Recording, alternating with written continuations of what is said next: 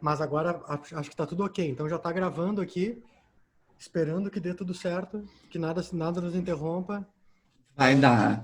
Mas acho Ai, que... parece uma oração. Nada nos interrompa, nada nos falte. Tá. Amém. Deixa eu só confirmar o meu microfone aqui, porque às vezes ele fica muito baixo. Ah, Aí. realmente, na semana passada estava depois, É. mas aí eu vou aumentando, assim. Ah, não, mas eu botei pro máximo agora aqui, deve E o melhorar. meu microfone, o meu áudio tá chegando bem aí? Eu tô ouvindo bem. Ou tu Eu acha que também. tá baixo? Tá Eu bom, tô não ouvindo bem. precisa? Não, tá bom. O Jean diz que gosta de ficar gritando nas lives. Tá, então eu ia falar que tava meio baixo, mas se vai gritar, tudo bem. Tá, vamos lá. Aí a gente equaliza depois.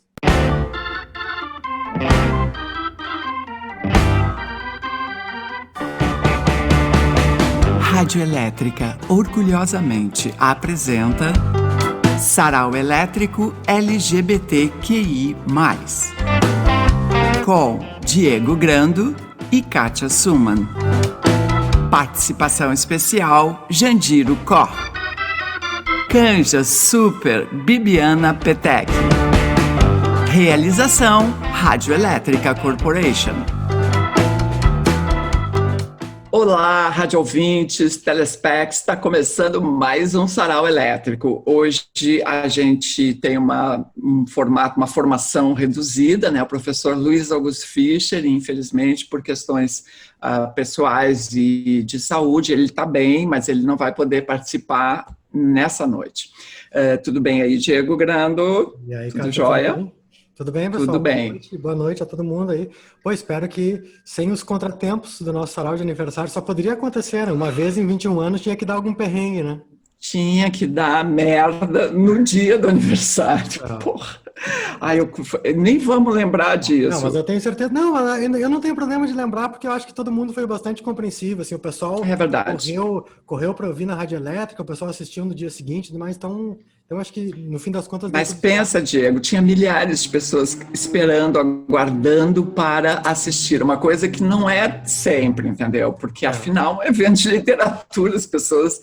É uma coisa reduzida, né? E naquele dia que a gente poderia ter estourado na internet mundial, desbancar a Beyoncé. E o próximo não entra, Diego. É muito amadorismo, mas tudo bem. Tá. Foi legal, no dia seguinte rolou. Mas eu queria então saudar o nosso convidado de hoje, o Jean, também, quer dizer, cujo nome é Jandiro Cor, Jandiro Adriano Cor, que é escritor, cronista, especialista em questões de gênero e sexualidade. Tudo bem, Jean? Olha, quase que eu não te respondo isso. Boa noite, Kátia, boa noite, Diego, porque a gente está num momento que essa pergunta é bem capciosa, né? Um dia eu acordo e só para exemplificar, eu acordo um dia, a gente tem um ministro da Educação que não tem a formação que ele diz que tem. No outro dia, a gente acorda com o ministro da Educação que diz que as universidades, né, estão ensinando sexo sem limites. Então, meio que dizer que está tudo bem é meio que, né, fazer aquela pose de fake do Instagram, né? Ai, morreu todo mundo do meu lado, como é que tu tá? Eu tô ótima, maravilhosa. Lacrando. Mas assim, realmente, esses dias conversei com o Fischer, que é uma figura quase indelével agora da minha trajetória. Beijo pro Fischer, que não está aqui conosco. Conversei com ele dizendo que eu estou numa vibe muito boa, surpreendentemente. Assim, parece que surfando no tsunami e tal. Mas surfar no tsunami também é um perigo, porque a gente sabe que surfar no tsunami, né, não pode resultar numa coisa boa. Está todo mundo nessa expectativa do que vai dar o Brasil.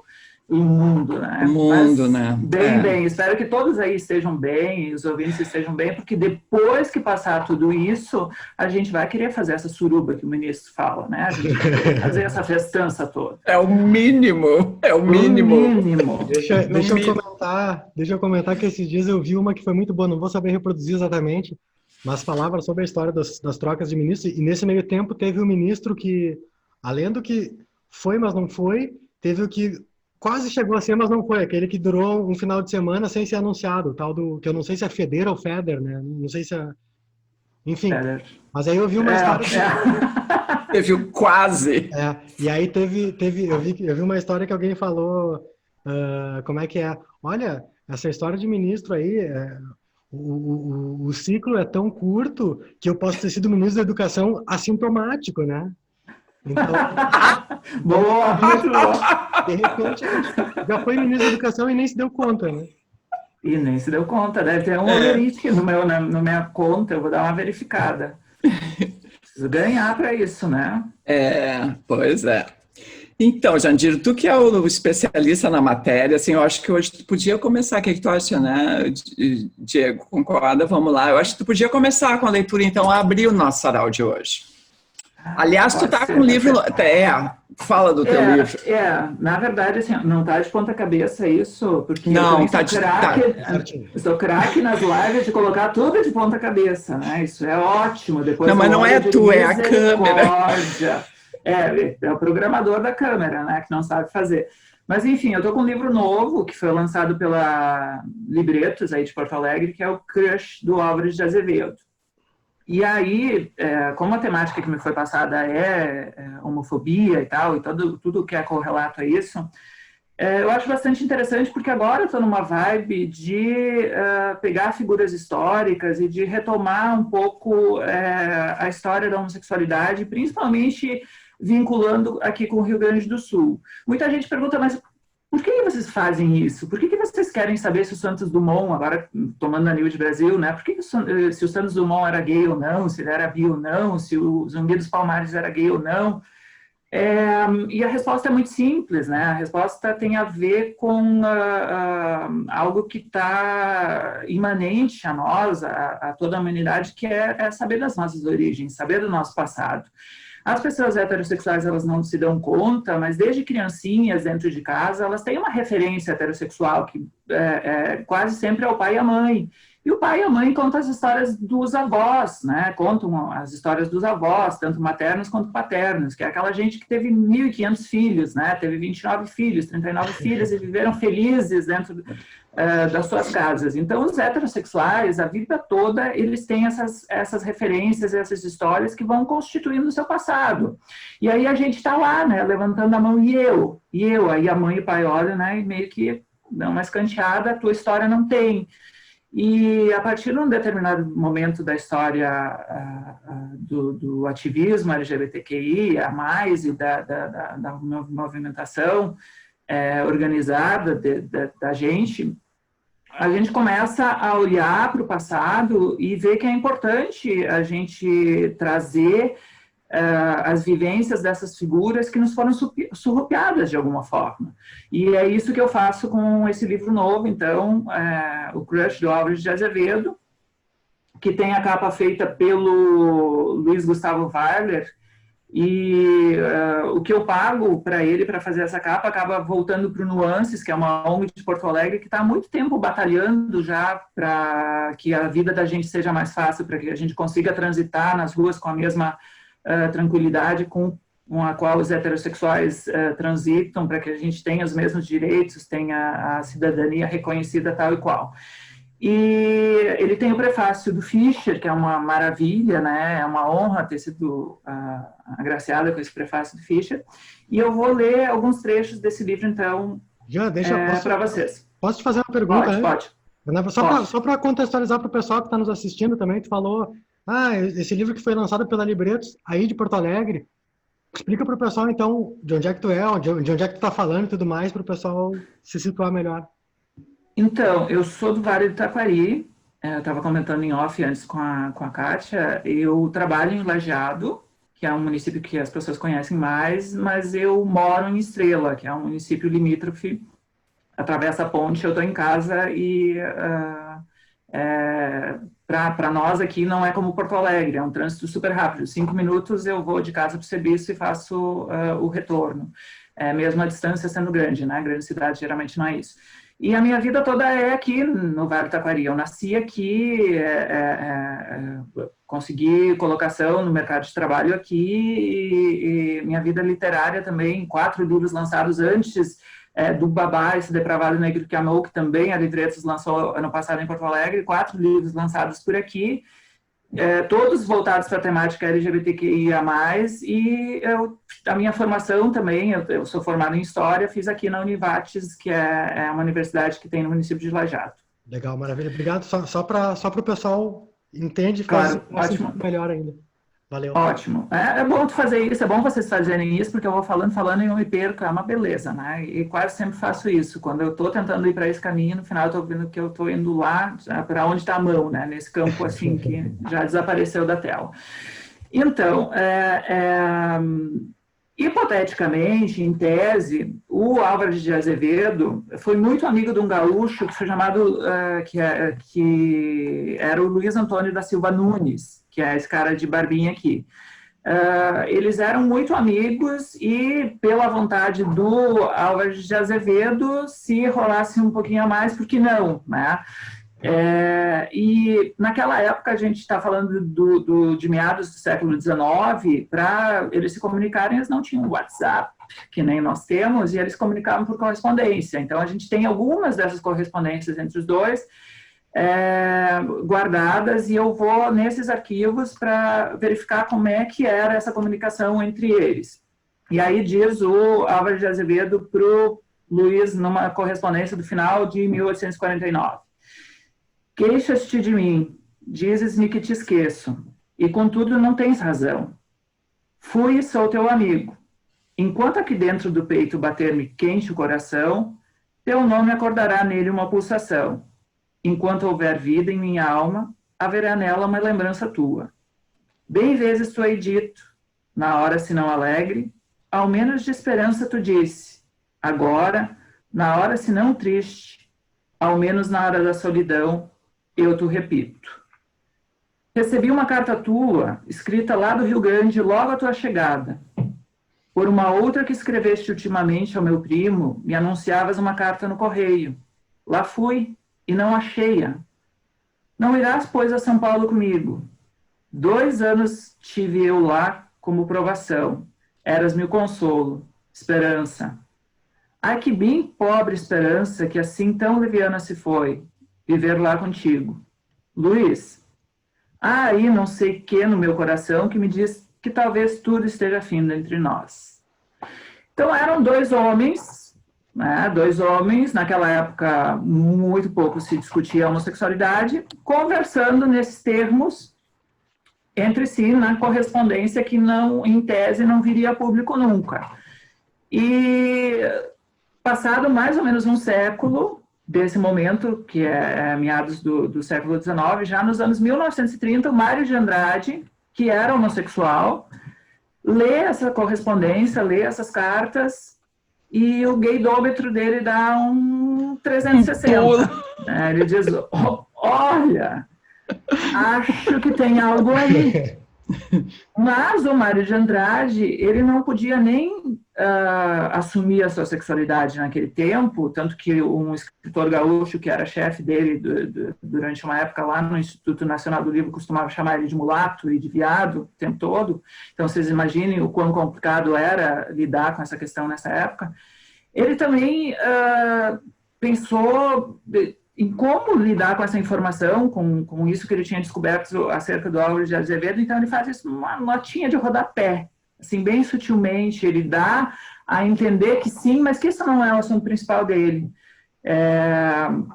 Então, a gente tem, como eu vou voltar, depois eu vou ler um pouquinho mais do meu livro, a gente tem um fato, século XIX, no meio do século XIX, 2 homens conversando entre si por correspondência. Hipoteticamente, tem um trelelê entre eles. Eu vou investigar se sim e se não. E a gente tem o Mário de Andrade, quase um século depois, lendo essas correspondências e com o feeling de que ali tem algo a mais. Legal.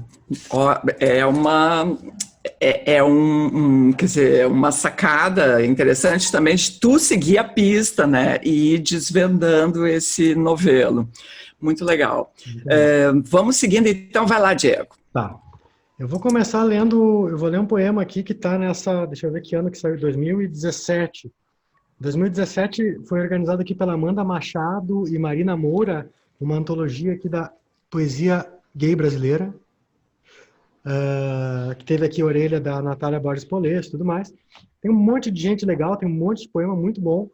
E eu queria começar lendo um poema de um poeta que eu gosto bastante e tem uma nota bastante especial nesse poema aqui. É um poema do Glauco Matoso. O Glauco Matoso que tem, enfim, é o maior, numericamente, quantitativamente, é o maior sonetista do mundo, eu acho, né?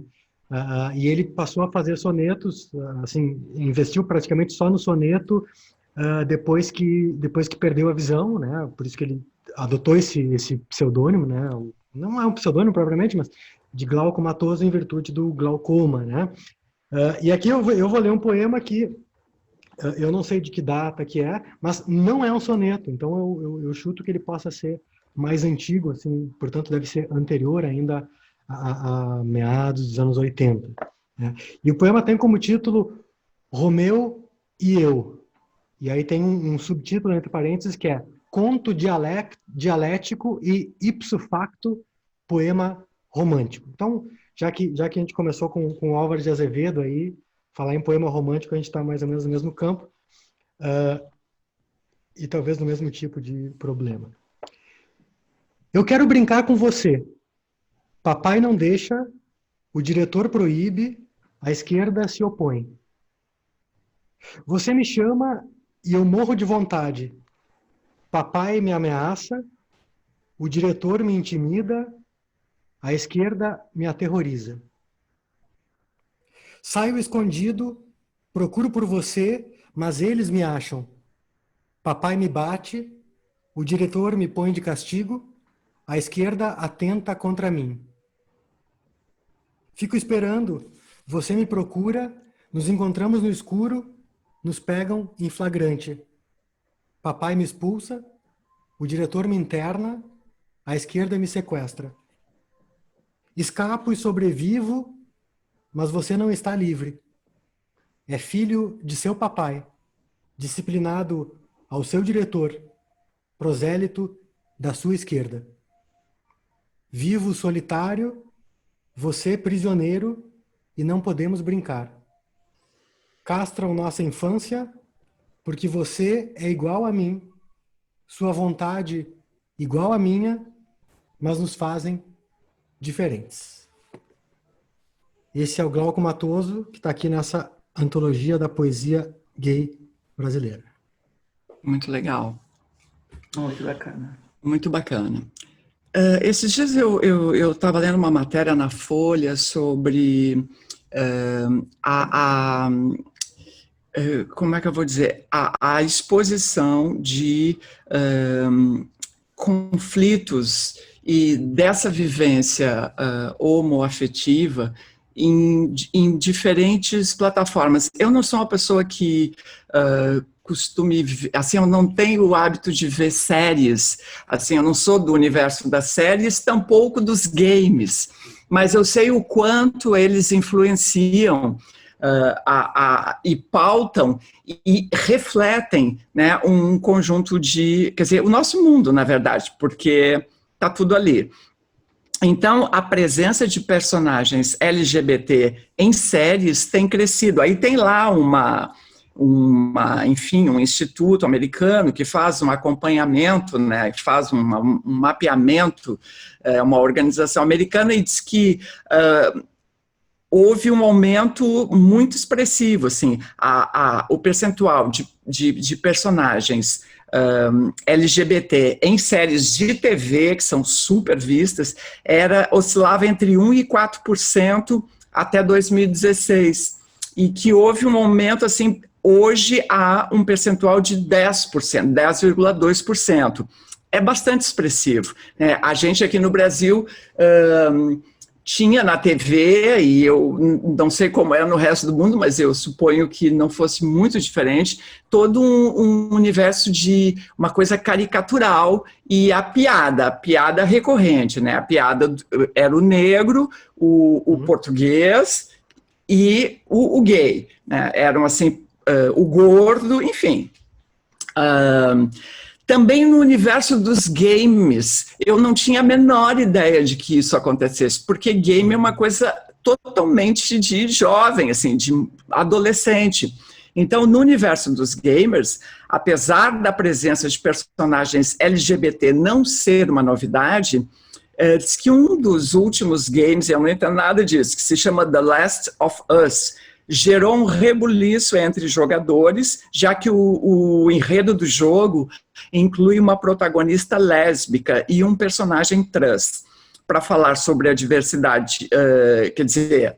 Isso dá conta de algo de novo que está ocorrendo no mundo de hoje. Então, tem toda uma questão de, não só de interesse comercial, mas também de representatividade, e também o quanto essa nova geração, ela tem um outro entendimento e ela quer ver isso também representado. Eu achei incrível a matéria e saber desses dados, e eu vou começar aqui na leitura. Eu vou ler um trecho de uma carta do Caio Fernando Abreu. O Caio é um escritor daqui, né, do Sul, e que... poderia ser descrito assim, quer dizer, pela linha do tempo, ele é um dos representantes da geração dos anos 70. E ele morreu muito jovem, com 47 anos, em 96 ou 7, não lembro direito, num momento em que ele já conseguiu um reconhecimento, ser traduzido para outros idiomas, e estava vivendo um momento importante da sua trajetória, e aí foi vítima dessa doença que, além de tudo, era um estigma, e a gente viu alguns dos grandes artistas, né, dos anos 80 sucumbirem a ela. Então, esse livro aqui é Cartas, e foi organizado pelo Ítalo Morricone. Isso, Morricone, Ítalo Morricone. Morricone, o Caio tinha uma persona assim, na escrita, melancólica, amarga, e na vida real ele era um cara muito... Tinha um humor ácido, mas era um humor, né? Ele ria de si mesmo. E nas cartas isso aparece muito. Então, vou ler um trecho de uma carta. Peraí que eu perdi tudo aqui. Tá aqui. Escrita em 83 para Jaqueline Cantori. Ele diz assim, ele faz um sotaque assim, meio Galdério em alguns momentos. Deixa eu botar assim para ficar melhor. Ele diz assim, ó, ele começa assim, né, que é uma coisa bem de Galdério, né, tu sás, e ele escreve o sás com apóstrofe, tu sás que acabo de chegar da feira, guria, imagina que tem uma bem aqui atrás, descobri tomando café de manhã cedo, achei vertiginoso. Esse adjetivo precisa ser usado com mais frequência. Comprei maçãs silvestres, daquelas amarguinhas e aperreadinhas, um galho de arruda, tô com um atrás da orelha, uma rosa branca, outra amarela. Guria, assim, bota assim, guria, bota 4 As com um tio em cima. Guria, não tô muito trilegal, sás? Nada de grave. Aquela gripe que me bateu forte na ponte aérea de volta. Na terça-noite ainda tive forças para ir à Sônia. Conheci lá um casal lindo, M e A. Ele executivo, ela militante do PDT.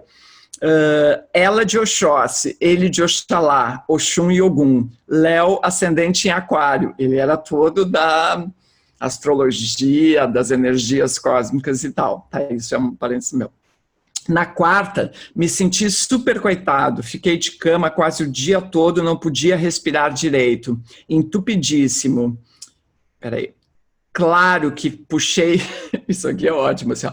Claro que puxei meu chicotinho de Vison, aquele da Fiorucci, e dele, o que estou fazendo aqui da minha vida sozinho, abandonado num hotel, talvez com uma pneumonia dupla, como é que vim parar aqui, se morrer asfixiado durante a noite, só vão descobrir daqui a 1 mês, porque ninguém vai se importar, etc, etc, etc.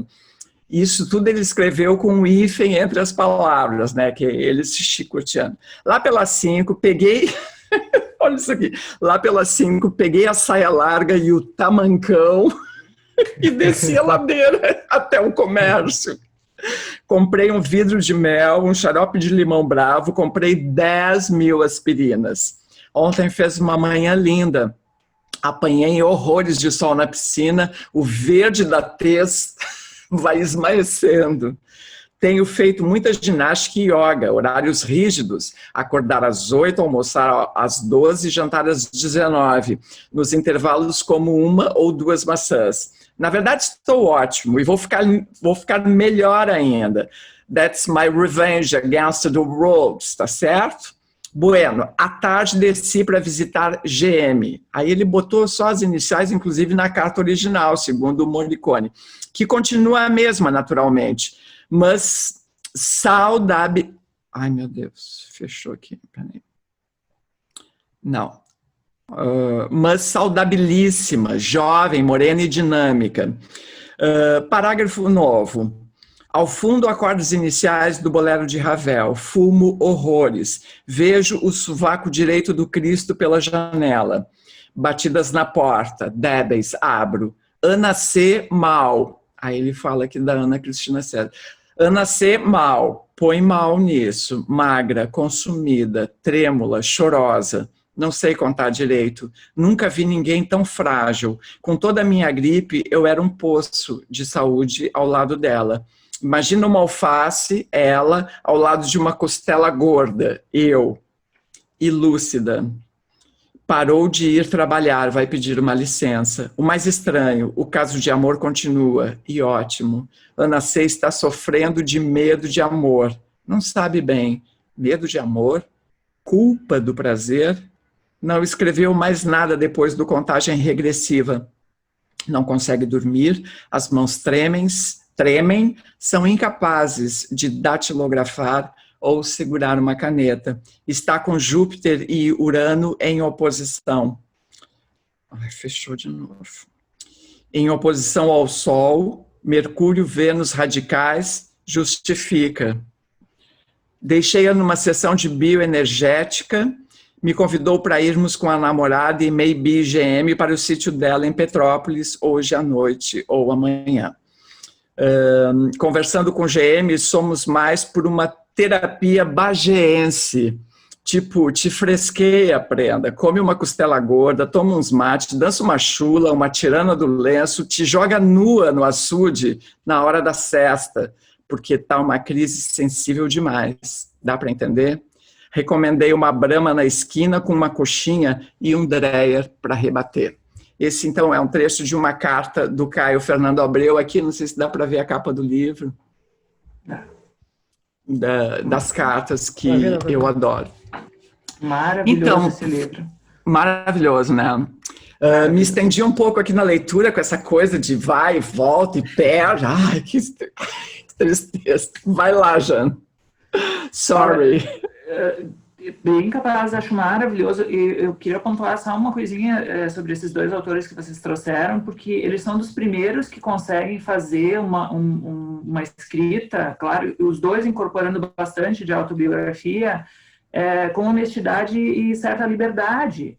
E não só porque eles são muito bons escrevendo, mas porque eles fazem isso, trazendo essa vivência LGBTQI, no caso do Caio, bastante sofrimento também, eles são largamente consumidos, né? Porque tem um público muito ávido que não tinha representatividade antes no campo da literatura, e muito menos em outros, que é isso que a Kátia trouxe antes. Ela falou, né, dos games e da TV e das séries, da Netflix e tal. Eu por acaso, agora eu estou no século XIX, nem Netflix eu tenho. Então, eu estou bem onde eu deveria estar, estudando o século XIX sem Netflix. Mas, luz elétrica tem. Luz elétrica eu tenho, por enquanto tenho. Mas quando isso começa a acontecer, esse pessoal que a gente chama de anti-igualitário, reacionário e conservador fica muito irritado, porque eles não querem, né? Eles entendem que somente eles são legitimados e dignos de representação. De representação, exatamente. E aí, muitas vezes, há algum tempo atrás, eu ia nas escolas, desde o governo Bolsonaro não mais, eu acho que eu não preciso explicar por quê, mas os estudantes de ensino médio, eles demandavam para os seus professores que fosse alguém falar sobre gênero e sexualidade com eles. Então, principalmente para alunos de terceiro ano. E aí, de vez em quando, tinha uma aluna ou um aluno com pais de alguma igreja neopentecostal que me diziam, mas agora eu vou para casa e só tem gay na novela. Aí eu ia para casa, ligava a TV para assistir a novela, porque eu não era muito noveleira, não era muito de assistir novela, e ficava contando. Aí eu contava 1, 2, 3, 4, 5, 6, 7, 8, 9, 50 casais héteros e um casal homossexual. Quando eu voltava para aquela escola, eu dizia, olha, gente, vocês estão matando a aula de matemática. É matemática o problema de vocês. Vocês não sabem contar. Tem um casal gay ali e tem 50 héteros. Então, essa questão da representatividade é muito bacana, é muito interessante, e ela é também basicamente isso aqui, né? Porque a gente vai tentando voltar ao passado e se identificar com essas figuras com as quais os heterossexuais já se identificam há muito tempo e acham bacanas, e tem como ídolos, e tem como referência e tal. E aí, então, seguindo um pouquinho, lendo um outro trecho, antes eu parei, então, no Mário de Andrade, que deu aquele gaydômetro buff, né, e leu o Álvares de Azevedo e disse, não, aqui tem alguma coisa. Depois, muito tempo depois do Mário de Andrade, mas baseado nele, 2 antropólogos aqui no Brasil, que são o Luiz Motti e o João Silvério Trevisan, eles vão pegar esse estudo que o Mário de Andrade fez sobre a Álvares de Azevedo, que foi denominado Amor e Medo, e vão usar para dizer que, muito provavelmente, a Álvares de Azevedo foi homossexual, ou, se não homossexual, bissexual, o que causou uma confusão, uma pequena confusão entre muitas outras, porque outras figuras estavam sendo reivindicadas para o nosso grupo. A gente quer esse cara para nós, esse cara é o máximo, né? A gente quer que ele entre para a nossa turma, que bom seria que ele entrasse para a nossa turma. Então, o Álvares de Azevedo foi um deles, e eu vou contar mais ou menos, então, na sequência, o que aconteceu. Interessa o quê? Interessa verificar a partir de quando espécie de denúncia sobre a falta de experiências sexuais, lida como deformação varonil, dúvida à masculinidade, ganhou espaço em periódicos e em livros. A discussão ácida entre Luiz Motti e Reinaldo Azevedo, essa foi uma briga que deu aí na imprensa, quando Luiz Motti trouxe o Álvares de Azevedo como um possível gay, o Reinaldo Azevedo, um jornalista conhecido aí do mainstream, ficou furioso com ele. Deu faniquito. Deu faniquito, né? A heterossexualidade, né? Entrou em ebulição. E aí a discussão ácida entre o Luiz Motti e Reinaldo Azevedo, apesar de versar especificamente sobre orientação sexual não hegemônica, tem raiz naquele debate em que a virgindade mal se ajustava à noção de virilidade. A macheza imposta e cobrada aos homens demanda carnalidade. No caso de Álvares de Azevedo, é como se o cabo de guerra, desse momento em diante, passasse a ter um nó central, a partir do qual cordas se ofereceram em direção a, no mínimo, 3 sentidos: heterossexualidade celibatária, heterossexualidade consumada, homossexualidade. Nunca presenciei cabo de guerra com 3 pontas, mas é isso. Quer dizer o quê? O Álvares de Azevedo, coitado, ele viveu só 21 anos, ele não atingiu nem a maioridade, né? Naquela época era com 21 anos. E ele morreu. E aí os estudiosos, principalmente no campo da literatura, que passaram a observar que ele tinha escrito coisas bem bacanas, começaram a discutir, ele morreu virgem ou não? Afinal de contas, o Álvares de Azevedo era um heterossexual que morreu virgem, ou ele teve relações com mulheres e simplesmente a gente não ficou sabendo. Esse era um cabo de guerra que existiu durante muito tempo, quase um século. Daqui a pouco o Mário de Andrade vem e dá uma fisgadinha aqui nessa corda para cá, dizendo, talvez seja outra coisa, mas Mário de Andrade não puxou muito forte isso aí. Ele deixou quieto, e aí quando o Luiz Motti e o João Silvério Trevisan leem o texto do Mário de Andrade, eles pegam uma terceira ponta da corda e começam a puxar, dizendo, não, ele é homossexual. E aí esses dois que estão discutindo só se ele era virgem ou não, mas hétero, começam a ficar enfurecidos com esse pessoal que está puxando a terceira corda, que é o movimento LGBT, que quer o Álvares de Azevedo para si. É uma coisa muito interessante. Eu, na verdade, nunca vi, né? Mas eu gostaria de ver para ver como na prática se dá. Mas o Álvares de Azevedo está nessa. Ele está sendo puxado por 3 conjuntos de pessoas, só que aqui nessas pontas, onde os heterossexuais puxam, são pontas conservadoras, porque eles não aceitam, na verdade, essa terceira hipótese, essa terceira possibilidade do Álvares de Azevedo, de repente, ser ou bi ou homossexual. É um debate muito interessante aí no campo da literatura que vai se formando. A gente consegue ver toda a história da hegemonia da heterossexualidade dentro da história literária, né? Que é algo que não só, mas representa muito da realidade, né, também. Legal. Então vamos seguindo. Legal, vamos lá, Diego. Romance, aqui, Leão 3, que é um romance belíssimo, super, super sensível, intitulado O Amor dos Homens Avulsos, do Victor Heringer, que é um guri super jovem que faleceu em 2018, assim, à beira de completar 30 anos. E é um romance belíssimo que tem como fundo a história contada por um cara chamado Camilo, né, o narrador, e basicamente ele vai rememorar ou continuar vivendo um grande trauma, né, que é a perda do seu primeiro amor, né, primeiro grande amor, que é um guri que meio que entra na família meio por acaso, assim, um guri pobre, um guri de periferia e tudo mais. A história começa lá nos anos 70 no Rio, que é o tal do Cosminho, né? Enfim, eu não vou ficar contando toda a história aqui. Eu quero ler esse trecho aqui e aí vocês vão ver que vai aparecer uma coisa curiosa aqui. Depois vem a explicação dos agradecimentos do livro, vem a explicação do que aconteceu aqui. Então aqui ele está lidando a narrativa começa já com o fato de ter que lidar com essa ausência, com esse trauma, né? E com o fato de que ele não está mais presente. Meu Cosmin foi perdendo os traços ao longo do tempo. Já não lembro bem como era o seu rosto, só umas linhas gerais, uns nacos requentados milhões de vezes na imaginação. A cara de quando ele provou limonada sem açúcar, a retorção da primeira vez. Um sorriso cansado, em fim de pelada, sobrancelhas em ponto morto numa tarde de tédio, os olhos predadores perseguindo a Joana, a solidariedade na boca ao me ensinar como gozar. Lembrei tantas vezes essas lembranças que agora o que eu vejo não é mais a cara de carne e cartilagens do meu amigo, mas uma imagem desgastada, soterrada embaixo de 14.000 rememórias. E até mesmo esse rosto ralo vai desaparecendo na espuma, focinho de hipopótamo submergindo em água barrenta. Nunca vi um hipopótamo, nem no zoológico, só pela televisão. Que falta faz uma foto. Ontem sonhei com ele.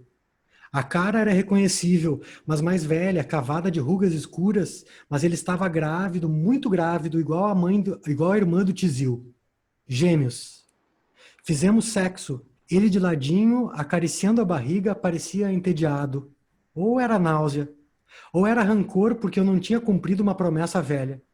Ele estava seco e me machucou. Nós morávamos juntos em Jacarepaguá, numa praça cinza e amarela. Árvores pobrinhas, porque as raízes só chupavam água de esgoto. Casas gradeadas. Aí vem uma parte que começa aqui, eu vou mostrar para vocês até como é que são as páginas.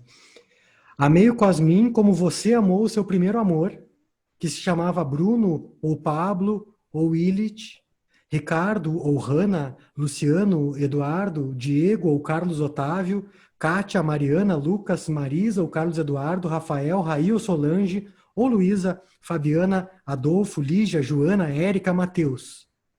E aí ele segue por essa e por mais algumas páginas, só citando assim como, e aí são nomes e mais nomes. Amei como fulano amou fulano, fulano amou fulano. É uma enrolação assim de... E aí eu vou para o final do capítulo, né? Que ele continua dizendo, como Ana amou André e Ana amou Carlos, eu amo Cosmin. Como Alice amou Keke, como Bárbara amou Henrique, como Lídia amou Gabriel, como Marina amou Rafael, como Lívia amou Francisco, como Karina amou Ricardo, como Cassiano foi amado por André, como Eduardo foi amado por Samara, eu amo o Cosmin. Como André amou Luca, como Tayana amou Nanda, eu amo Cosmin, o primeiro e o único. O capítulo, então, tem essa viagem que é super bonita. E aí, no final, para quem não conhece essa história, eu vou ler, em vez de explicar, eu leio aqui os 2 parágrafos, o livro termina, e aí tem 2 parágrafos, alguns parágrafos de agradecimento. Eu vou ler os 2 primeiros, que aí essa história vai estar explicada. E eu acho belíssima. Quando comecei este O Amor dos Homens Avulsos, pedi publicamente a ajuda dos futuros leitores para escrever um parágrafo do livro. Abri um site na internet em que pedia que me contassem o nome do primeiro amor deles e, se quisessem, os próprios. Bastava preencher um formulário. A lista foi transcrita no romance. O endereço era, e aí tem o endereço. E aí tem o comentário. Então, já entenderam, né? O que apareceu ali são os nomes das pessoas que responderam, que entraram no site. E aí ele disse, e esse parágrafo eu acho lindo. Eles responderam: é incrível o que as pessoas respondem quando você pergunta sobre o amor delas. Muitos me contaram histórias, alguns nem deram os nomes, só me escreveram sobre seus primeiros amores. Compreendi que não queriam aparecer no livro, só queriam que eu soubesse. Gente que eu nem conheço me contou coisas muito tristes, ou engraçadas, ou normais. Fiquei com essas histórias para mim. Esse é o Victor Heringer. Esse livro é belíssimo, eu recomendo muito. Que lindo! Homens Avulsos. É demais, é uma história super... A história em si é singela e essa conversa com os leitores, então, é fantástico. Muito legal. Bueno, eu vou ler um texto que eu já li no Sarau, acho que até o Jean estava lá, não sei, da Natália Borges Polesso. Naquela noite, ela também participou, né? Tu participou uma vez que ela também participou junto, não foi? Eu fui junto com a Luísa Geisler. A Luísa Geisler, isso. Então, a Natália é uma escritora, tradutora, pesquisadora aqui do Rio Grande do Sul, ela é da Serra, e ela tem um texto maravilhoso. Eu pensei em dar uma diminuída dar uma editada nesse conto que eu vou ler, mas tem detalhes tão preciosos que, se eu fizer, eu não consigo fazer isso, entendeu? Então eu vou ler, ele é meio longo, talvez eu possa ler em 2 partes, mas enfim. O título é Flores, Ferro Retorcido. Os cabelos crespos lhe escorriam como rios rebeldes pelos ombros. Talvez fosse o fato de estar sempre de chapéu e alpargatas que lembrasse um pouco Renato Borghetti, o cara da gaita. Toda vez que penso naquele tempo e lugar e tento me lembrar do rosto das pessoas e talvez da voz, o que me vem de mais marcante é a imagem dela.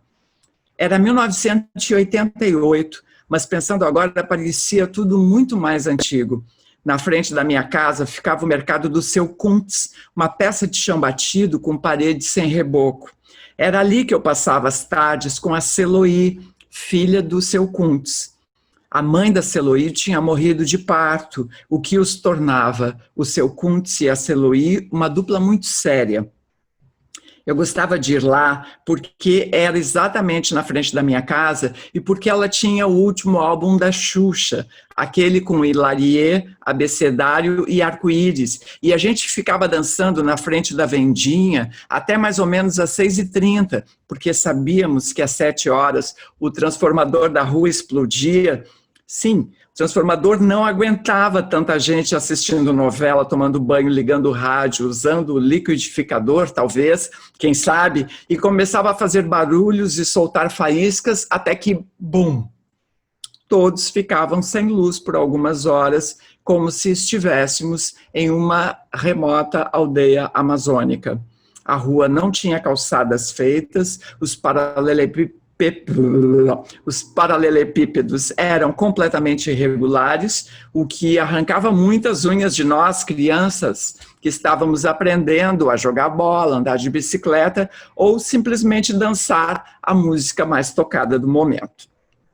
Nada mal para aquele bairro pobre na divisa entre Campo Bom e Novo Hamburgo.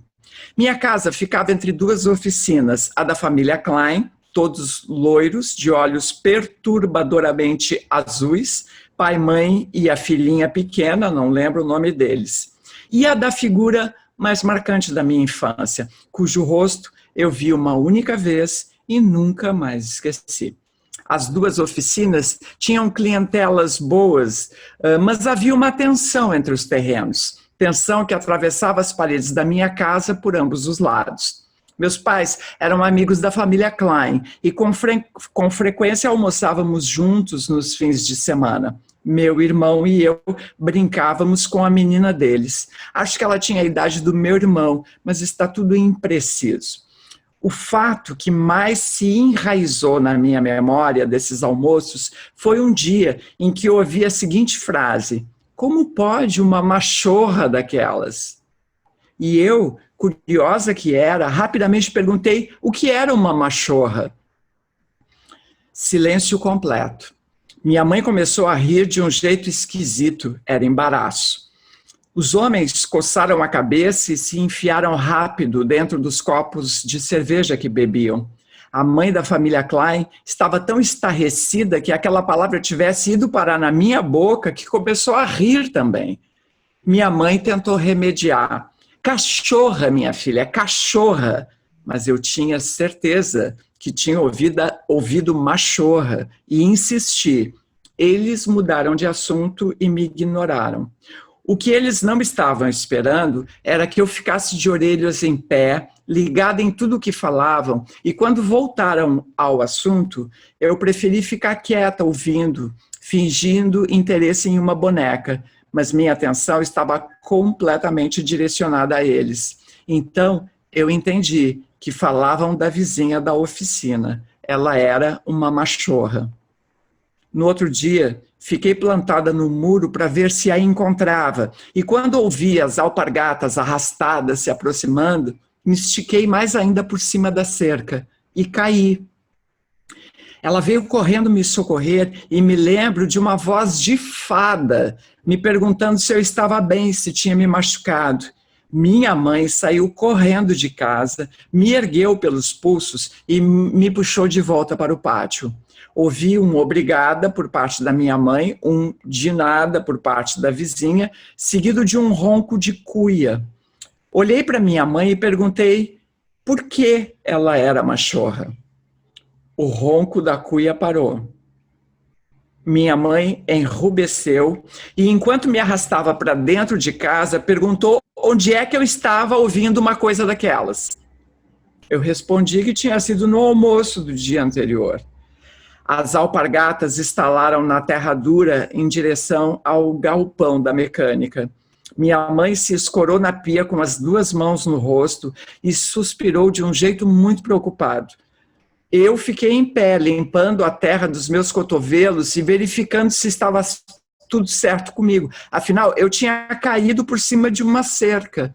Estranhamente, minha mãe não estava preocupada com isso. Minha filha, você não pode dizer essas coisas para as pessoas. Eu perguntei de que coisas ela estava falando e de que pessoas ela estava falando, porque, honestamente, não me lembrava. E a resposta veio na forma de um tabefe no ombro. Não doeu, mas eu fiquei muito magoada e fui para o meu quarto chorar. Entre um soluço e outro, eu ficava tentando entender o que era uma machorra e por que aquilo tinha ofendido a vizinha e preocupado a minha mãe. Cheguei à conclusão de que deveria perguntar mais uma vez. É uma doença, minha filha. A vizinha é doente. Voltei para o quarto quase satisfeita. Se era doença, por que não tinham me dito logo? Fiquei pensando se era contagiosa, mas concluí que não era, porque a mecânica estava sempre cheia. Voltei para a cozinha. Doença de quê, mãe? Minha mãe mais uma vez colocou a mão no rosto e respirou fundo. De ferro retorcido que tem lá naquele galpão. Eu não sabia que se podia pegar doenças de ferro retorcido, mas me dei por satisfeita, quando no outro dia a professora explicou sobre o tétano. Na manhã seguinte, eu fiz o que qualquer pessoa faria por um doente, ou o que eu entendia na minha cabeça de criança que qualquer pessoa faria. Levei flores. Eu tinha visto na TV.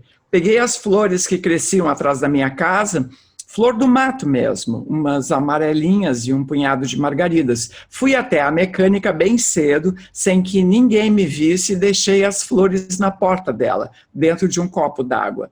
Deixei também um bilhete, desejando melhoras pedindo que, por favor, colocasse as flores num vaso e devolvesse o copo, porque a minha mãe poderia dar falta.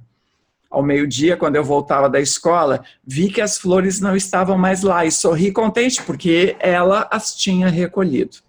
Entrei em casa feliz e saltitante, mas minha alegria foi quebrada em pedacinhos quando vi a cara da minha mãe com o copo na mão, perguntando o que eu tinha na cabeça. Eu expliquei para minha mãe que se a vizinha estava mesmo com uma machorra, seja lá que doença fosse aquela, alguém precisava ir lá desejar boas melhoras. E foi o que eu fiz. Minha mãe me abraçou bem forte e disse que eu era uma ótima menina e que por isso eu não devia brincar perto da oficina. Eu perguntei de qual e ela disse que era a da vizinha. Então eu perguntei se podia brincar perto da oficina do Sr. Klein e ela disse que sim. Eu saí para falar com a Celoí porque não me interessava brincar em oficina nenhuma. A Celoí colocou o disco da Xuxa e nós ficamos dançando entre os sacos de feijão e a pilha de cera vermelha para piso. Lembrei naquela hora que minha mãe sempre comprava aquela cera e eu não entendia porque o nosso chão não era vermelho. Mas quando eu fui perguntar para a Celoí sobre a cera, a vizinha entrou. Eu parei de dançar e fiquei petrificada. Meu primeiro pensamento foi de que uma doente não deveria sair de casa. Então perguntei, a senhora está melhor? Ela virou para mim com os cabelos molhados em cima do rosto e com uma boca bem rosada e uns olhos carinhosos, cor de mel, me disse que nunca esteve tão bem. Agradeceu as flores e se ajoelhou para me dar um beijo. Nessa hora, minha mãe apareceu e me puxou pelos cabelos. Ouvi o pai da Celoí dizendo, não se preocupe, Flor. Flor, o nome dela era Flor. E ela parecia uma flor mesmo. Na verdade, o nome dela era Flor Linda. Eu perguntei para a Celoí no dia seguinte e comentei sobre a história da doença. A Celoí revirou os olhos, como quem chama alguém de ignorante, não disse nada, me pegou pela mão e me levou até o quarto dela, pegou um ursinho peposo e 2 Barbies. Muito bem, não eram Barbies, eram imitações, mas davam para o gasto e serviram muito bem para o que ela me explicou. Eu tinha 8 anos, a Celoí tinha 11, 12. Ela pegou uma boneca e o ursinho e começou a explicação. Esse é o homem e essa é a mulher. Quando os dois se amam, vão para o quarto e ficam assim. E colocou um em cima do outro. Teu pai e tua mãe fazem isso. E é por isso que tu existe e o teu irmão também. Eu sacudi a cabeça e tentei acompanhar o raciocínio. Depois ela pegou as 2 bonecas, fez a mesma coisa e disse que tinha gente que fazia daquele jeito. Isso é machorra. Mas é feio falar disso, meu pai disse. O seu Kuntz era um homem bem quieto, mas sabia dar atenção às pessoas. Ele e a Flor eram amigos. Seguido eu via os dois tomando chimarrão no pátio dela ou na frente da vendinha. Até pensei que eles fossem namorados e perguntei para a Celoí. Ela me deu um supapo e irritada quis saber se eu não tinha aprendido nada com a explicação das bonecas. Ursos eram ursos e machorras eram machorras. A Celoí tentou de novo. Vamos ver, por exemplo. Tu gosta mais de boneca ou de carrinho? Depende qual boneca e qual carrinho. A Celoí revirou os olhos daquele jeito. Prefere dançar Xuxa ou brincar de pegar? Eu não sabia responder, porque tudo dependia e eu não estava entendendo onde ela queria chegar. Tá bem, tá bem, tá bem. Gosta de rosa ou de azul? Eu gosto de verde. Ai, meu Deus, essa é a sua última chance. Gosta mais de mim ou do Claudinho? O Claudinho era um guri da rua que a Celoí achava lindo. De ti, é claro, eu respondi. Ah, então tu é machorra. Ela falou sem paciência. Voltei para casa cabisbaixa naquele dia. Ai, coitada da guria, não tá entendendo. E ao atravessar a rua, dei de cara com a Flor escorada entre o meu portão e o contador de luz. Pequena, por que essa carinha tão triste? Porque a Celoí acha que eu estou doente também, que eu tenho o mesmo que a senhora. Arrastei os tênis no cascalho, ela se agachou e colocou a mão na minha testa, como se para conferir alguma febre. Bobagem, tu tá ótima, não há nada de errado contigo. Eu ergui os olhos para ver se ela tinha uma cara honesta. Ela tirou os cabelos da frente do rosto e o transformador explodiu. As faíscas que caíam iluminaram os olhos dela. E naquele momento, ela era a flor mais bonita que eu já tinha visto. Acabei ali tudo. Maravilhosa, genial. Então, o texto da Natália Borges Polés. Então tá. Genial. Vai lá, Jean, é tu. Olha, só comentar rapidamente o texto do Victor ali, do O Amor dos Homens Avulsos, que é muito interessante a gente ver que a gente saiu de um momento da literatura em que a população LGBTQI+, era narrada sempre no âmbito do escândalo, da psicopatologia, da doença, do exótico, sempre quando era uma figura trans ou travesti que acabava trabalhando na atividade profissional do sexo, e aqui eu não tenho nada contra essa atividade, contando que ela seja uma escolha da pessoa, e é muito difícil hoje a gente identificar o que foi e o que não foi escolha dentro de um círculo perverso de exclusão social que existe, né? Para um momento em que esses sujeitos eles podem falar do seu afeto, eles podem falar de amor, eles podem falar de uma maneira lírica, que é uma outra coisa. Claro que isso aí vai ter também essa coisa água com açúcar, essa coisa da desilusão, essa coisa da novela mexicana, que acontece também na vida heterossexual. Mas é algo muito bacana a gente ver que transitou de um momento em que tinha uma visão totalmente negativa para um outro momento em que existe uma outra perspectiva sobre esses sujeitos, e principalmente através da autonarrativa. E aí, também, a história que a Kátia leu me lembrou de uma situação na minha vida pessoal. Há muito tempo atrás, eu trabalhava numa farmácia, eu atendia na farmácia do SUS, da cidade de Estrela, e por ali toda a população tinha que passar por mim, porque passavam primeiro pelos médicos que atendiam no SUS, depois eu que entregava a medicação. E aí tinha radialista da cidade que achava um absurdo, tinha colegas de trabalho que achavam um absurdo, que eu não era uma pessoa ideal, porque eu fazia uma má imagem para o município, e tinha outras pessoas que achavam aquilo muito bacana, que, afinal de contas, as pessoas eram obrigadas a conviver comigo de alguma forma, mesmo que rapidamente, e isso ia acabar educando as pessoas a entender que não existe nada de diferente no homossexual, né, que era algo que aqui se pensava muito na gente como um ET. E aí um dia veio uma mãe com um filho, saiu do consultório de um psiquiatra, e eu vi que aquela criança estava puxando ali a mãe, a roupa da mãe, louca para perguntar alguma coisa, né? Olhando para mim e puxando a mãe não querendo muito dar bola para a criança, porque ela sabia que ia vir alguma coisa estranha. E daqui a pouco a criança não se aguentou, ela disse: "Ô mãe, mas é homem ou é mulher?" Gente, vocês não sabem a cara daquela mãe. Aquela mãe parecia que ia morrer na minha frente. Ela queria, né, o transformador, tudo explodiu na hora, e ela não sabia como reagir. Ela bateu na mão da criança, ela disse: "Fica quieta", né, e sumiu dali. Eu achei engraçadíssimo, porque, enfim, né, tem uma hora na vida da gente que a gente aprende a levar as coisas com humor, a reagir de forma contundente quando precisa, quando o negócio é crime, quando o negócio é desrespeito mesmo, mas quando a situação é para ser levada no humor e dá para ser driblada dessa forma, a gente reage dessa maneira. E isso acontece muito, esse relato, né, na vida real também é muito corriqueiro, isso contou, e da maneira como foi narrado, é divertidíssimo. Bom, para um terceiro momento aqui do meu livro, mais ou menos aí é já eu conversando comigo mesmo, porque a gente teve aquele momento lá atrás, dos indícios materiais, que é quando o Álvaro de Azevedo escreve pro amigo dele, né, quem sabe mais alguma coisa, se você estiver afim.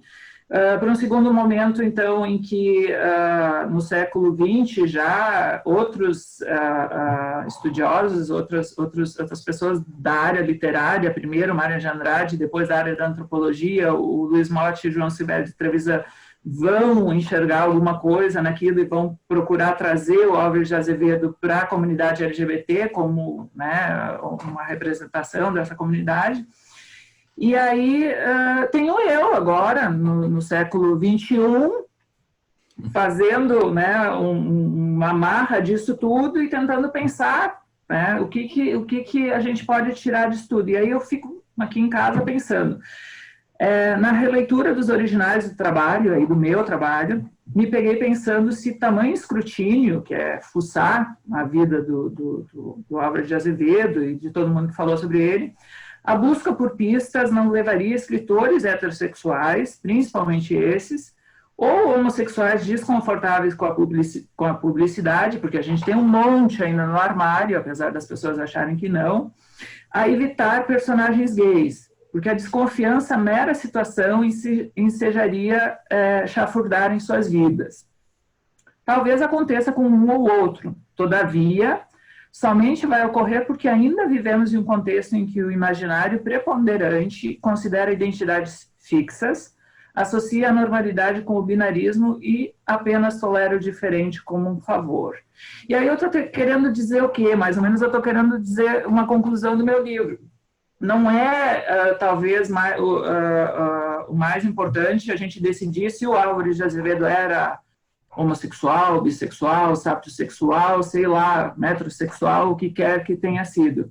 É importante a gente chegar num momento em que, por exemplo, daqui a 50 anos alguém vai resgatar essa nossa conversa no sarau, eu, Kátia Summan, Diego Grando, e alguém vai dizer, mas escuta, por que o Diego e a Kátia e o Luiz, né, vamos meter ele no meio, porque ele está fora, mas ele está junto.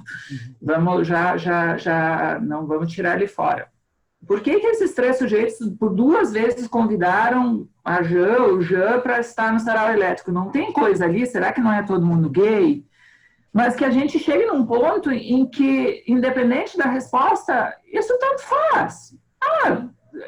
A pesquisa levou a concluir que eram gays. Não eram.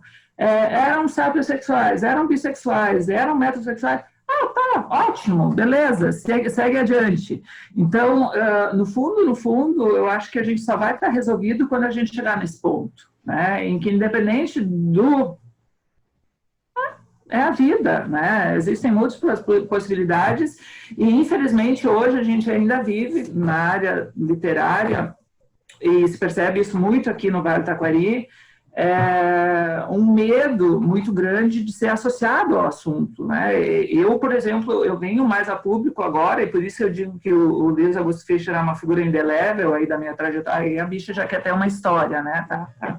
Não tem uma história ainda, não tem uma biografia, mas é uma figura indelével, porque ele tem essa coragem de me trazer e de dizer, olha, quem sabe a gente coloca o Jandiro aqui e vê se tem algum potencial para alguma coisa, se consegue escrever, né? Vamos oportunizar isso.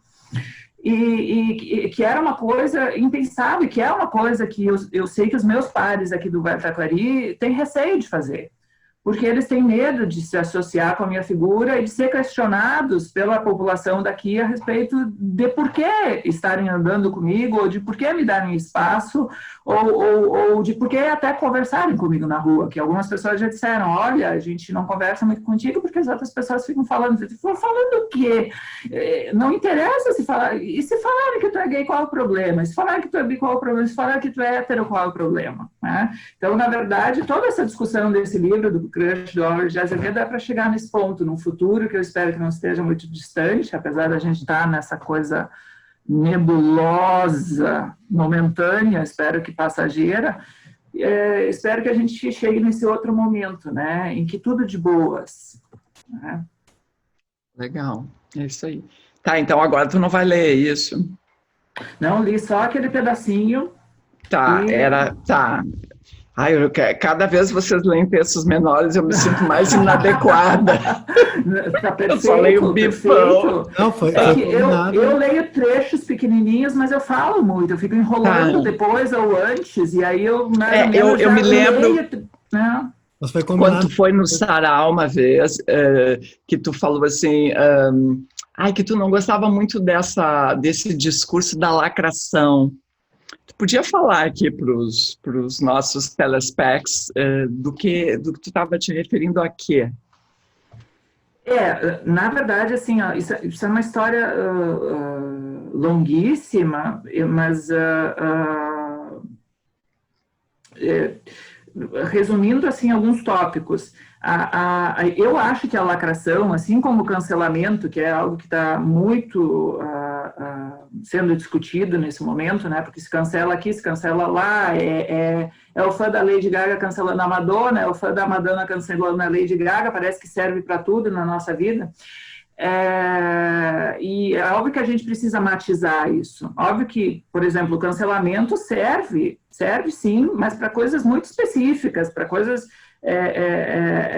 muito bem pensadas, para um argumento muito claro, para momentos muito pontuais. Assim como a lacração na história LGBTQIA+, é muito útil em alguns momentos para alguns grupos que não têm o que fazer, que não têm outra saída a não ser gritar, a não ser, né, fazer o bafão e dizer, olha, pera um pouquinho. Aconteceu há muito pouco tempo atrás com algumas trans que foram aí em Porto Alegre, na frente de um edifício, gritar, né, porque não tinham sido pagas por algum sujeito e tal. É isso mesmo, vão lá e gritem, porque senão ninguém vai escutar vocês. Eu acho que tem esses momentos, sim, e que isso é necessário.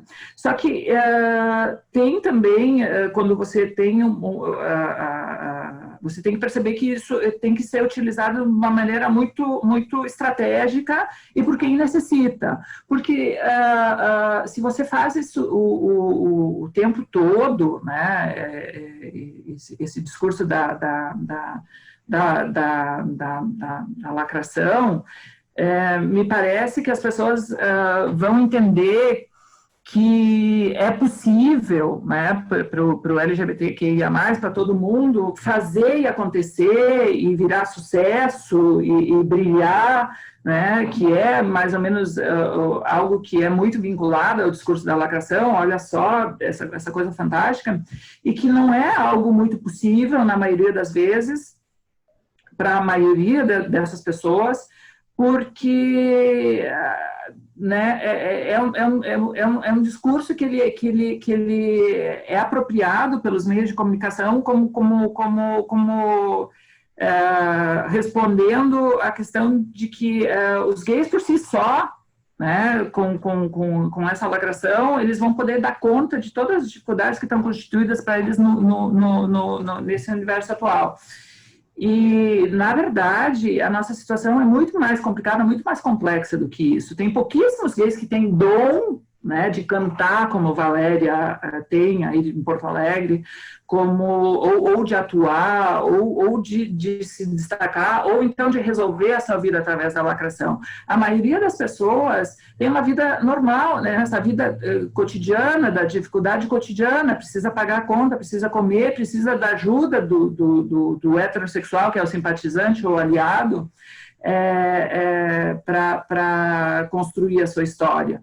Então, eu não gosto muito de fazer o discurso da lacração, porque eu acho que é isso, né? Eu acho que ele é pontual, ele não pode ser generalizado como uma resposta para tudo, e ele não pode ser visto também pelos outros como uma estratégia que vai levar todos os gays ao sucesso. Né? A gente tem um caminho muito grande para abrir ainda, que é, por exemplo, hoje eu uso essa coisa de dizer pessoas com a minha identidade estética, porque eu não gosto mais de usar nenhuma dessas casinhas aí que construíram para cercar a gente, porque é tudo prisão, né? Todas as identidades, no fim das contas, acabaram virando uma prisão.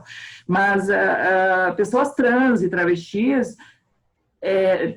90% delas ainda está trabalhando na atividade de profissional de sexo.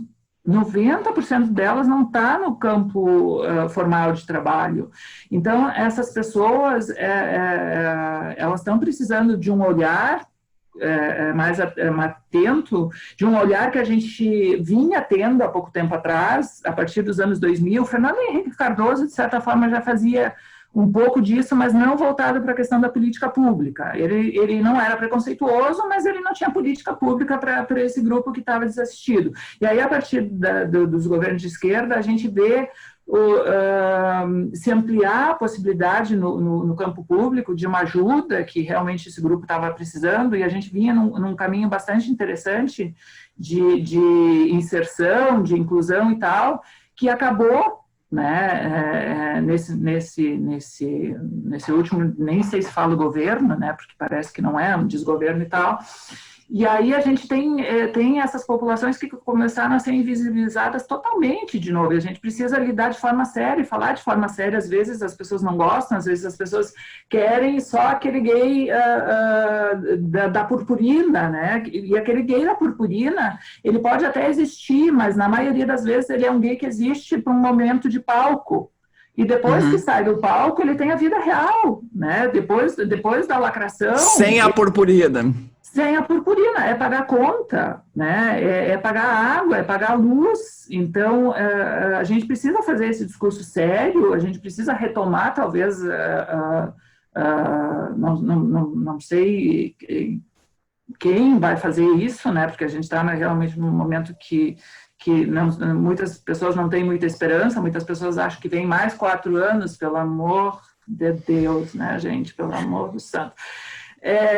A gente precisa retomar um discurso sério, como a gente vinha fazendo, porque hoje a gente ainda consegue ser feliz, porque a gente teve esses anos todos ali de seriedade, de tratamento cuidadoso dessas questões, em que a gente estava abrindo espaço nas universidades, a gente estava abrindo conversações com as empresas para as pessoas terem espaço nos locais de trabalho, a gente estava abrindo um leque muito grande de oportunidades para as pessoas se inserirem e passarem a ter esse diálogo que era necessário com uma comunidade que já tem um certo privilégio. Claro que todo mundo sofre, mas a comunidade LGBT, e a mais, a comunidade indígena, a comunidade negra, tem esse sofrimento catapultado, né? Claro. Então, hoje a gente ainda consegue comemorar, por exemplo, o mês de orgulho LGBTQIA+, porque a gente tem isso conquistado a duras penas de um passado que era mais aberto a isso, só que daqui a pouco, mais 4, mais 8 anos, a gente não sabe onde vai parar, principalmente aí com o levante neopentecostal. Então, em suma, aí já me estendendo, falei, eu sempre faço isso, vocês me cortem quando é necessário, mas é isso, a lacração, ela tem que ser para um momento específico, a gente tem que ver que muitas vezes ela é para um momento de palco, ela é para um momento, né, de show, de espetáculo, mas tem a vida real, então se eu não preciso usar a lacração, eu vou deixar para quem precisa, para o momento que é necessário, em que eu vou apoiar aquelas pessoas que estão lá rodando a baiana, porque às vezes tem que sim, mas se eu tenho essa oportunidade privilegiada de ter passado pela academia, de fazer uma outra fala, eu vou fazer essa outra fala que as pessoas consideram chata, muitas vezes, mas que é necessária. Claro. Né?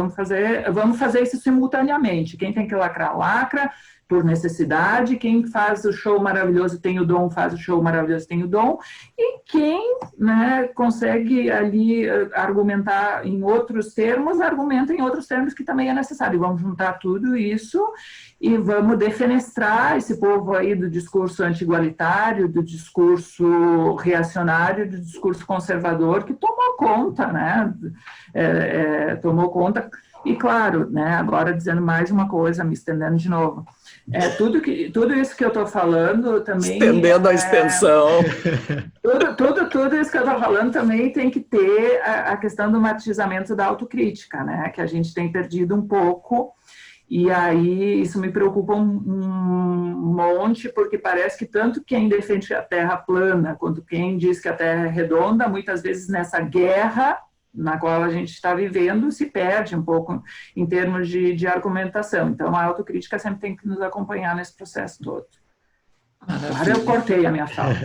Não, mas é ótimo que tu fale, a gente precisa ouvir e enfim, muito apropriado. Eu acho que a gente encerra por aqui, né, Diego? Não sei se tu quer... Não, acho que não. Eu vou aproveitar só para me despedir aqui e lembrando que o professor Fischer não está aqui. Precisamos lembrar a todos, então, que temos que financiar esse grande polo de telecomunicações, apoia.se/radioelétrica, e aí deixa a coisa funcionar, né? Deixa Legal. Alternativos que dão espaço para tudo falarem também e funcionarem. Muito legal. Então, Jean, queria te agradecer muito. Sempre uma alegria, assim, a tua participação é sempre muito brilhante e tu, querendo ou não, tu lacra, só queria te avisar. Gostando ou não. Beijo, Kátia. Beijo, Diego. Beijo, Fischer, que tá aqui. A gente podia botar um bonequinho do Fischer. Vou botar no cantinho ali, vou botar. E, como eu disse no momento do sarau do ano passado, tudo que a gente faz, na verdade, é para chegar nesse fim, é para a gente ter esse momento de poder fazer essa interlocução. E para que isso aconteça, a gente precisa dessas pessoas que são simpatizantes, que são aliadas, que abram esses espaços, porque a gente, por conta, apesar de muitas pessoas acharem que sim, eu continuo afirmando que a gente, por conta, e muitas poucas pessoas por conta dão conta, a gente é uma minoria quantitativa, né? Os negros ainda são uma maioria quantitativa no Brasil. Numericamente no Brasil. Numericamente, apesar disso, eles vivem tudo o que vivem. Imagina a população LGBTQIA+, né? Então, a gente precisa desse auxílio. E quando a gente vê que a pessoa está exercitando essa empatia, que é onde a gente quer chegar no final, nossa, maravilha! E que bom estar aqui de novo, maravilha conversar com vocês e ver vocês de novo. Beijo! Que ótimo, muito obrigada. E então, queridos, era isso, a gente tem uma canja super especial hoje da Bibiana Petec. Então é isso, até a semana que vem.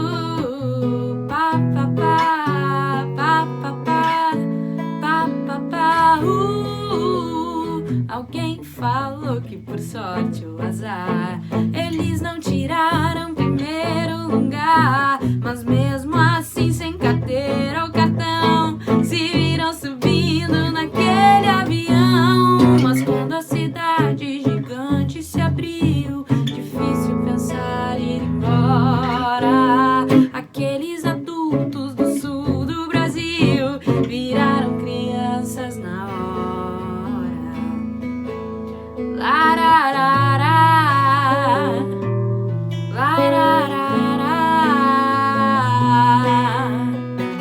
Se a terra é plana, eu não vou beber esse fim de semana. Se tudo que eu vi nesse grupo é verdade, eu não vou voltar pra minha casa tão tarde. Pá, pá, pá, pá, pá, pá.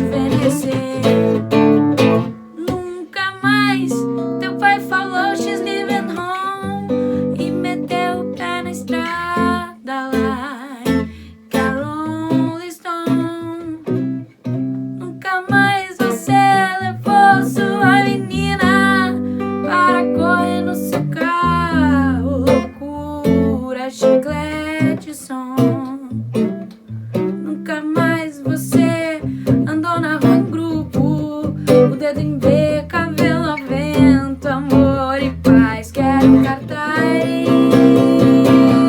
No presente a mente, o corpo é diferente e o passado é uma roupa que não nos serve mais. No presente a mente, o corpo é diferente e o passado é uma roupa que não nos serve mais. Você não sente, não vê, mas eu não posso deixar de dizer, meu amigo, que uma nova mudança em breve vai acontecer. Que algum tempo era novo, jovem, hoje é antigo, e precisamos todos rejuvenescer. Como Poe, poeta louco americano, eu pergunto ao passarinho, Blackbird, o que se faz? And Raven, ever Raven, Blackbird me responde, tudo já ficou pra trás. And Raven, ever Raven, Assum Preto me responde, o passado nunca mais. Você não sente, não vê, mas eu não posso deixar de dizer, meu amigo, que uma nova mudança em breve vai acontecer. Que algo tempo era novo, jovem, hoje é antigo, e precisamos todos rejuvenescer.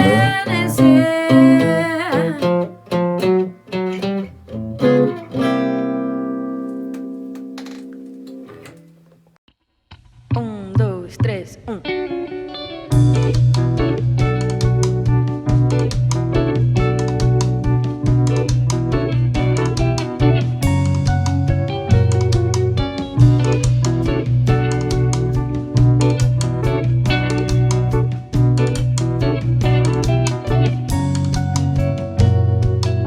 Uma noite me disseram, quase de canto de boca, pra eu não falar com ela, que a mulher é diferente, é melhor olhar pra frente e passar longe dela.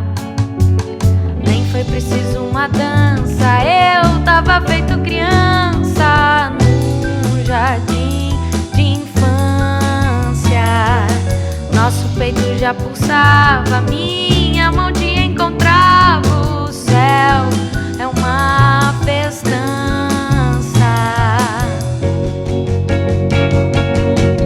Não solta minha mão, que eu vou te levar num carro alugado pra passear. Quero te prometer, tu não vai mais chorar. Não solta minha mão, que eu vou te levar num carro alugado pra passear. Quero te prometer, tu não vai mais chorar.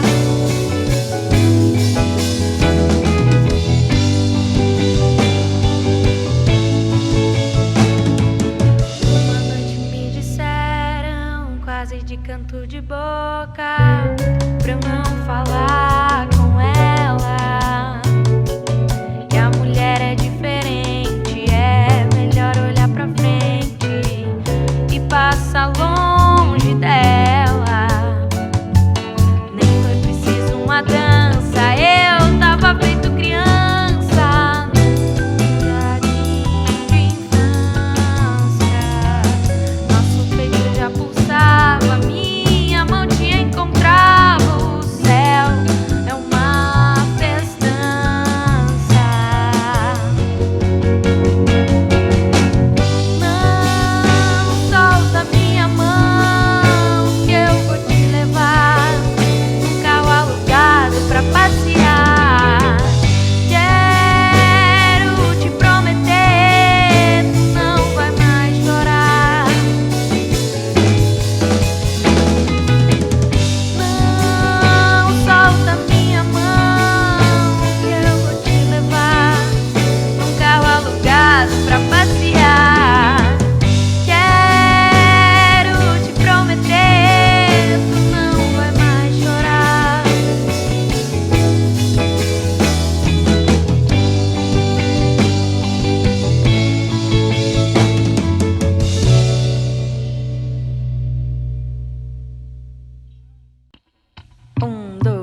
3, 1.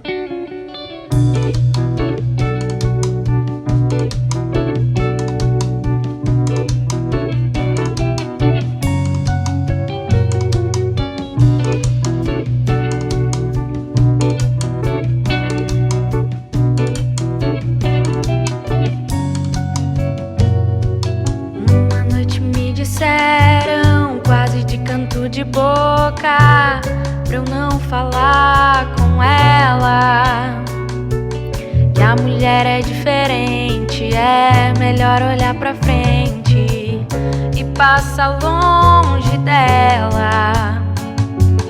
Nem foi preciso uma dança, eu tava feito criança num jardim de infância.